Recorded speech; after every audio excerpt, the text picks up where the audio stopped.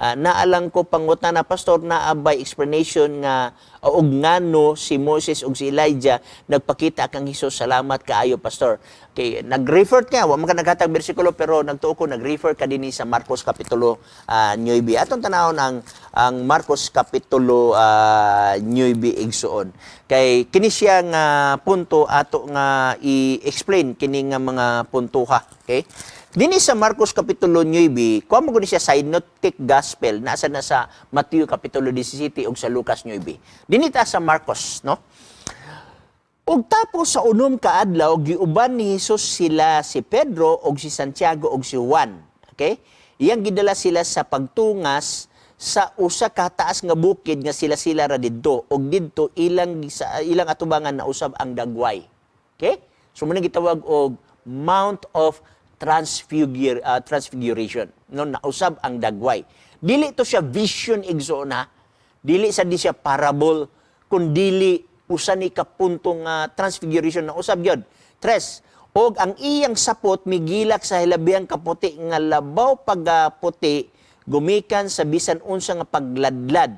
Okay? 4, og kanila mitungha si Elias uban kang Moses og kini sila nakigsulti kang Hesus. Og si Pedro mingon kang Hesus, magtutudlo maayo gayod nga ania kami dinhi, magbuhat kami tulo ka payag, ang usa kang Moses, ang usa ka Elias. Now, kung imong basahon, unsa may importante nini?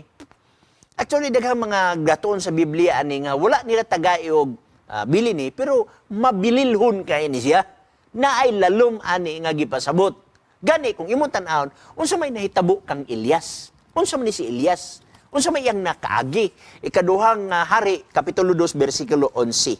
Atong tanawon, ikaduhang hari, okay?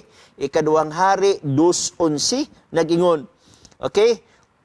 Ug nahitabo sa diha nga sila, nagpadayon pagayod, ug nagsulti ania karon may nagpakita nga usa ka karo sa kalayo, ug mga nagkabayo sa kalayo, nga nabulag kanila sa usag-usa, og si Elias mikayab ngadto sa langit. Unsa? Wala mamatay si 5 minutos ang nabilin sa alang matapos ta. Wala mamatay si Elias. Okay? Mikayab siya gikuha sa langit. Na karon nagpakita siya dinhi sa sitwasyon kang Ginoong Hesus. Wala siya muagig kamatayon. Niasa dinhi si Moses gisgutan. Now, si Moses unsa ba say nahitabo kang Moses? Aton tan-awon igsoon kini kang gitawag natong Moses, Deuteronomio kapitulo 34. Okay? 34, nag-ingon diri.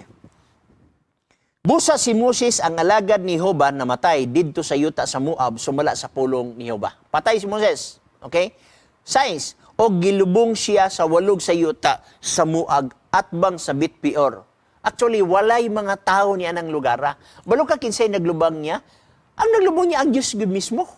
Nga naman, ato maklaro nini, og iyang gilubong siya sa walog sa yuta sa Moab at bang sa Bit-Peor, apan walay tao nga nanghibalo sa iyang lubnganan hangtod nining adlaw, walay tao. Kumiyon kag walay tao, wagi tao. Na kinsa naglubong niya, ang Dios mismo ang naglubong. Pero matingala ka, nga kini si Moses, kung imong makita, giawayan ang iyang lawas. Ngano awayan mang lawas niya? Patay na. Kita ba kag dito sa minteryo awayan? Na atong tan-awon giawayan ni Satanas og ni Michael the Archangel. Ngano awayan man nga patay naman na tungod kay gusto sa Dios banhawon kini siya. Natanawa Judas, okay? Diri sa Judas bersikulo kay usaram ni ka bersikulo 9, apan si Miguel ang manulunda nga punuan sa iyang pakiglantugi batok sa yawa sa ilang panag-ilog sa lawas ni Moses, wala gani siya mangaha sa pagplitok sa pasipala sa hukom batok kaniya kundili mingon lamang ang Ginoo magabadlong kanimo. Nag-away sila sa lawas ni Moses. Nganong awayan man ang patay?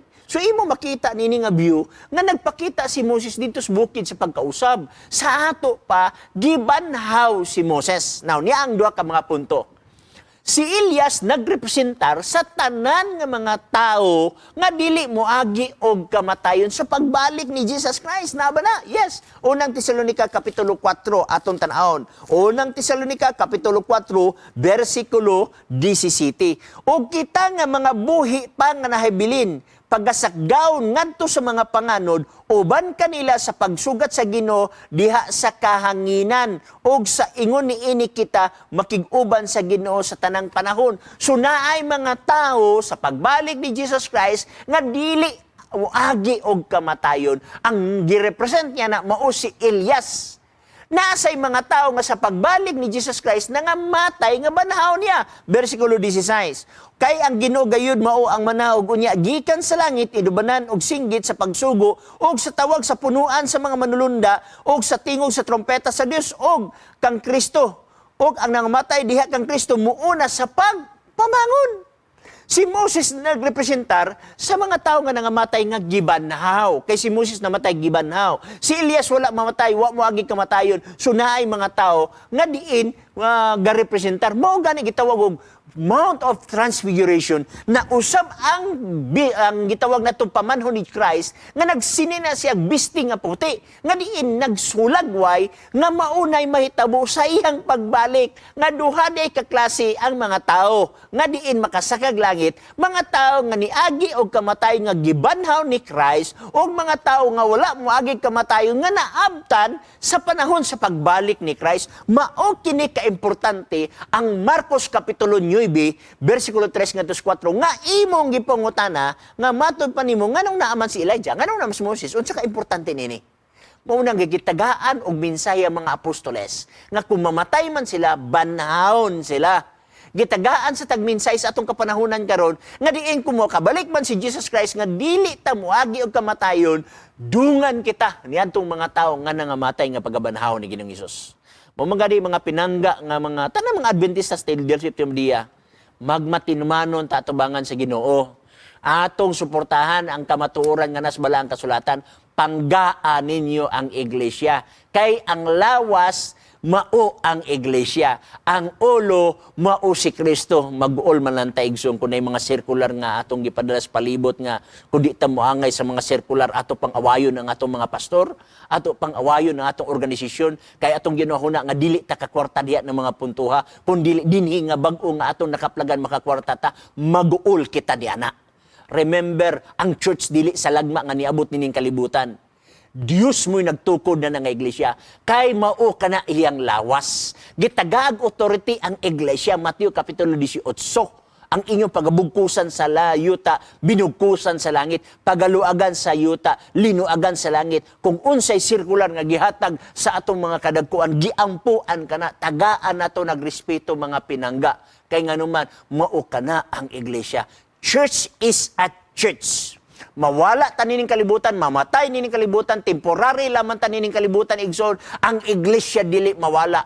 Mauna, ang gingon sa Mateo 28:19, ako magauban kaninyo hangtod sa katapusan, sa kapanahonan, ayaw kaguol sa kwarta, nga diin atong ginahuna, makakuha tani anang iriyaha, igsoon. Guniti si Kristo, siya makahatag og provide. Bueno, nakabsan na magita sa atong mga panahon, igsoon, di gyud mo tugot.